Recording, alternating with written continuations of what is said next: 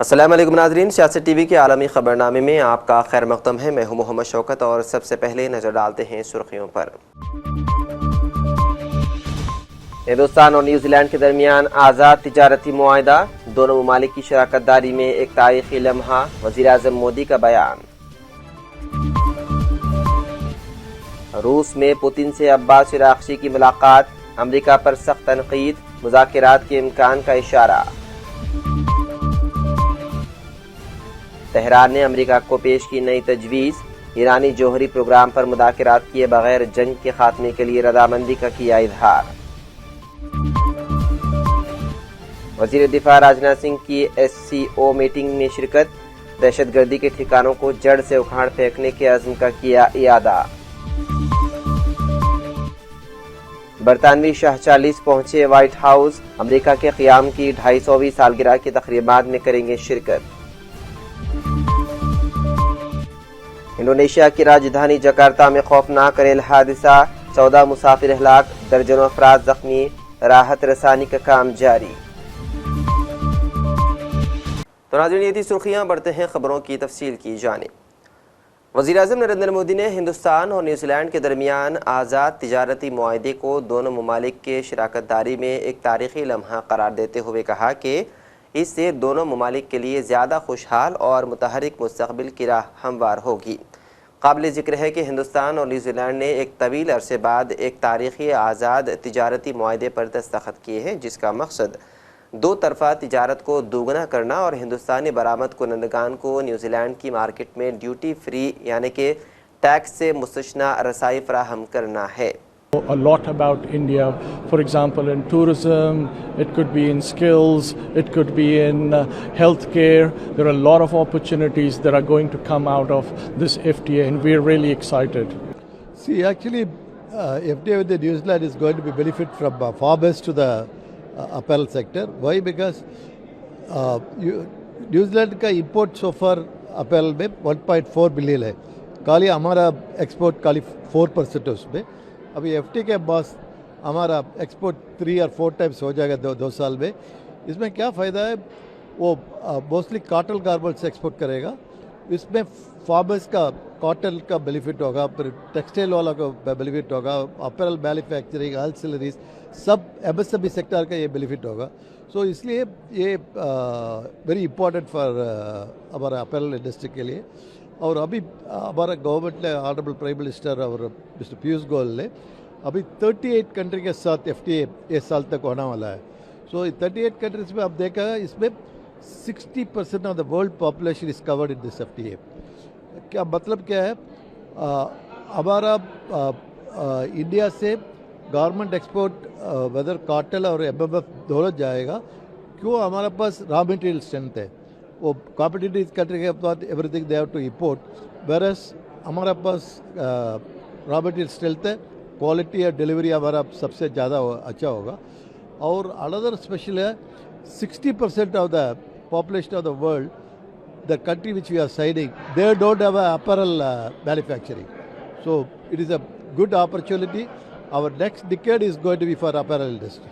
On behalf of ASSOCHAM, because I am the former chairman of the ASSOCHAM Tourism Expert Committee and now I am the chairman of the Indian Chamber of Commerce Aviation and Tourism Committee, we welcome this FTA. This is a historical FTA that has come into place today, and this will increase tourism trade between both the countries. Also, it will increase investments from New Zealand to India and India to New Zealand. All the Chamber of Commerce people were here, all the export promotion councils were here, and they have decided to increase their exports and imports from New Zealand. Also the Amul chief was here, and I think Australia, New Zealand are very good in milk and milk products, and their breeding is very good. So this will reciprocally help all of us. Another very important thing that we can do with this agreement is, I had suggested that if like for Chinese, they have visa on arrival. If the Chinese are holding American, Shenzhen or UK, Australia visas, they get visa on arrival. Similarly, we should also get for Indian nationals. Iran के वज़ीर ख़ारजा Abbas Araghchi ने रूस के दौरे के दौरान Saint Petersburg में सदर व्लादिमीर पुतिन से अहम मुलाकात की, जिसके बाद उन्होंने मीडिया से गुफ्तगू करते हुए अमेरिका को सख्त तनक़ीद का निशाना बनाया और कहा कि ईरान दुनिया की सबसे बड़ी ताकत के सामने डटा हुआ है और अमेरिका अपने किसी भी मकसद में कामयाब नहीं हो सका। उन्होंने कहा कि यही वजह है कि अब अमेरिका ने खुद बातचीत की दरख्वास्त की है, जिस पर ईरान गौर कर रहा है। ताहम अमेरिका की जानिब से इस बयान पर फौरी तौर पर कोई रद्द-ए-अमल सामने नहीं आया। अराग़ची ने इस मौके पर रूस को ईरान का अहम दोस्त और शराकतदार करार देते हुए क्रेमलिन का शुक्रिया भी अदा किया। ईरान जंग के खात्मे के लिए तेहरान ने अमेरिका को जो नई तजवीज़ पेश की है, वाशिंगटन के लिए उसे कबूल करना बज़ाहिर मुश्किल नज़र आता है। इस तजवीज़ में ईरानी जौहरी प्रोग्राम पर बातचीत किए बगैर आबनाए हुर्मुज़ को दोबारा खोलने की बात की गई है। ईरान जंग के खात्मे के लिए तेहरान की नई अमन पेशकश में कहा गया है कि अगर अमरीकी बहरिया ईरान की बहरी नाकाबंदी ख़त्म कर दे तो तेहरान आबनाए हुर्मुज़ को मामूल की तिजारती जहाज़ रानी के लिए दोबारा खोलने पर तैयार है। ताहम इस अमल के दौरान मुतनाज़िया ईरानी जौहरी प्रोग्राम पर कोई बात नहीं की जानी चाहिए। वज़ीर दिफा राजनाथ सिंह ने दहशतगर्दी के खिलाफ एक सख्त इंतबाह जारी किया। किर्गिस्तान में SCO वज़राए दिफा की मीटिंग से खिताब में राजनाथ सिंह ने पहलगाम दहशतगर्दाना सानहे की पहली बरसी के बारे में जिक्र किया। उन्होंने सरहद पार से दहशतगर्दी के नेटवर्क की सख्त मजम्मत की। विचारधाराओं और गतिविधियों की कड़ी निंदा की है और आतंकवाद के विरुद्ध सामूहिक संघर्ष को अपना आधार बनाया है। इसलिए आतंकवाद के खिलाफ लड़ाई इस संगठन के मूल सिद्धांतों में शामिल है। एक्सेलेंसी, पिछले वर्ष तियानजिन डिक्लेरेशन ने आतंकवाद के विरुद्ध हमारे दृढ़ और एकजुट रुख को स्पष्ट रूप से सामने रखा था। कुछ ही दिन पहले 22 अप्रैल को हमने पहलगाम में हुए भीषण आतंकी हमले के पीड़ितों को श्रद्धांजलि दी है। उस घटना ने न केवल एक क्षेत्र बल्कि पूरी मानवता को झकझोर कर रख दिया था। ऑपरेशन सिंदूर के दौरान हमने यह स्पष्ट कर दिया कि आतंकवाद के केंद्र अब सजा पाने से किसी प्रकार से बच नहीं सकते। आतंकवाद और उसके समर्थकों के प्रति यह हमारे जीरो टॉलरेंस के दृष्टिकोण का प्रमाण था, जिसे प्रतिष्ठित मंच ने भी स्वीकार किया है। लेकिन हमारी कलेक्टिव क्रेडिबिलिटी अपनी कसौटी पर तब खरी उतरती है जब इसकी निरंतरता बनी रहे। हमें यह नहीं भूलना चाहिए कि आतंकवाद का न कोई देश होता है और न कोई धर्म। टेररिज्म और इनोसेंट ह्यूमैनिटेरियन लॉस के लिए कोई भी वजह, चाहे वह वास्तविक हो या काल्पनिक, जायज नहीं है। एक्सेलेंसी, इस संदर्भ में SCO के रीजनल एंटी टेररिस्ट स्ट्रक्चर ने एक बहुत महत्वपूर्ण भूमिका निभाई है। भारत की चेयरमैनशिप के दौरान countering radicalisation leading to terrorism, separatism and extremism के विषय में जारी हेड्स ऑफ स्टेट का ज्वाइंट स्टेटमेंट हमारी शेयर्ड कमिटमेंट को दिखाता है। इन तीनों इवेंट्स से निपटने के लिए एक यूनिफाइड फ्रंट। अक़वाम मुत्तहिदा की सलामती कौंसिल में अमेरिका ने ईरान की जानिब से आबनाए हुर्मुज़ पर कब्जे की मज़म्मत की है। नुमाइंदे ने कहा कि आबनाए हुर्मुज़ को कोई सौदे की चीज़ नहीं जिसे आप सौदेबाजी के लिए इस्तेमाल करें। उन्होंने कहा कि ये ऐसी आबी गुज़रगाह है जहाँ से दुनिया के तमाम ममालिक के जहाज़ सामान लेकर रवाना होते हैं।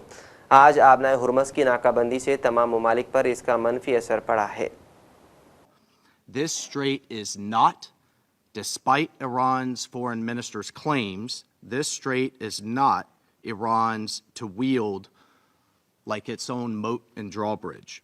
It is not Iran's hostage. It is not Iran's bargaining chip. It is not Iran's toll road. And that's what over 100 countries right outside this doors just testified in one of the most supported press conferences in recent years. 100 countries just said what I said. This is not for Iran to play with like some type of bargaining chip because of its illegal nuclear aspirations. Colleagues, less than 3 weeks ago, the world came together to counter this threat to maritime security. The Security Council adopted UN Security Council Resolution 2817 with a record-setting 136 co-sponsors. demanding that Iran cease its egregious attacks against its neighboring states. Regardless of what you feel about the ongoing conflict, it has chosen to shoot in all directions against its neighbors' civilian infrastructures. And the entire world condemned the obstruction of freedom of navigation through the Strait of Hormuz. Iran has done nothing but act in defiance of that resolution. 40 days and counting, they have laid sea mines, they have fired on civilian ships. We have worked to clear the sea mines and protect these ships, but it's used the strait also to launch thousands of missiles at Gulf capitals, their hospitals, their airports, their hotels, their neighborhoods. They have threatened to charge tolls, otherwise known as bribes, to allow ships to pass through the strait. And in true form, they have still tried to kill even more Americans than they have in the last 47 years. And this is why बरतानवी शाह Charles और मलिका Camilla white house पहुंच गए। अमरीकी सदर Trump ने मेहमानों का इस्तकबाल किया। ट्रंप ने कहा कि बरतानवी बादशाह चार्ल्स अमेरिका में मुकम्मल महफूज होंगे। शाह चार्ल्स का आना बहुत अच्छी बात है। बरतानवी शाह चार्ल्स 4 रोज़ा दौरे पर अमेरिका पहुंचे हैं। वो अमेरिका के क़याम के 250वीं सालगिरह की तक़रीबात में शिरकत करेंगे। शाह चार्ल्स दौरा अमेरिका में अमेरिकी कांग्रेस से खिताब करेंगे और 9/11 की यादगार का दौरा भी करेंगे।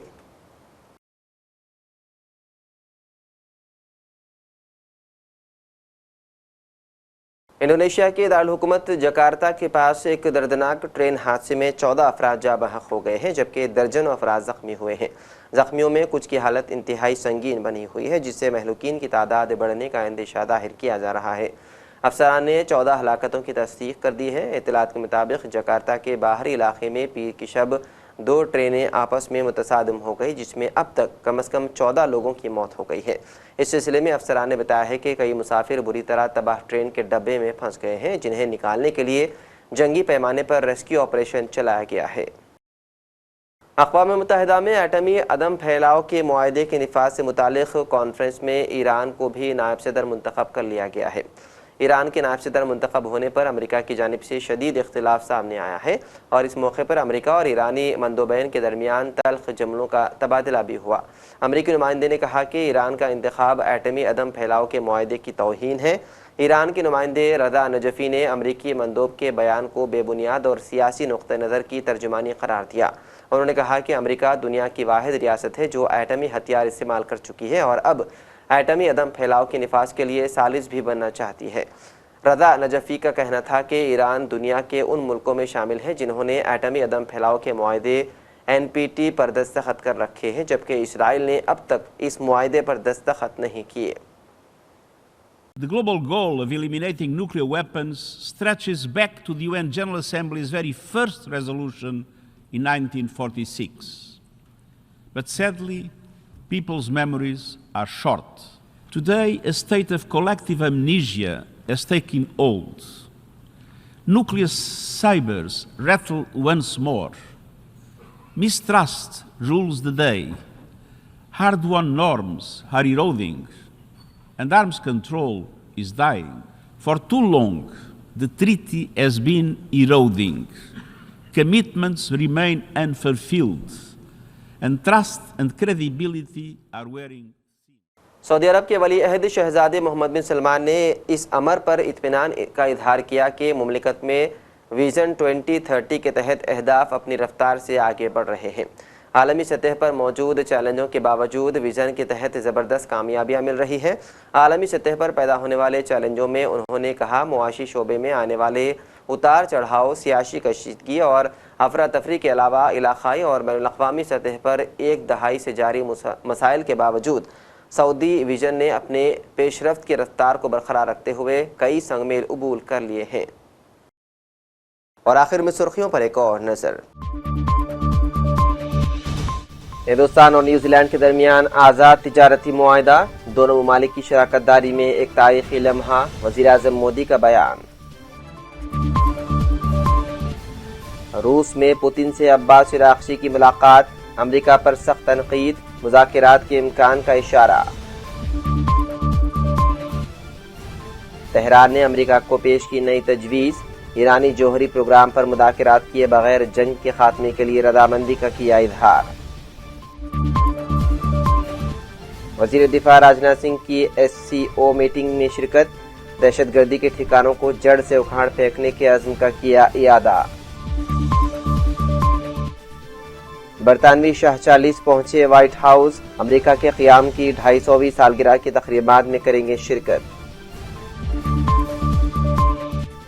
इंडोनेशिया की राजधानी जकार्ता में खौफनाक रेल हादसा, 14 मुसाफिर हलाक, दर्जनों अफराद जख्मी, राहत रसानी का काम जारी। तो नाज़रीन, सियासत TV के आलमी खबरनामे में बस इतना ही। मज़ीद अपडेट्स के लिए आप बने रहिए सियासत TV के साथ। फ़िलहाल मुझे दें इजाज़त। खुदा हाफिज़।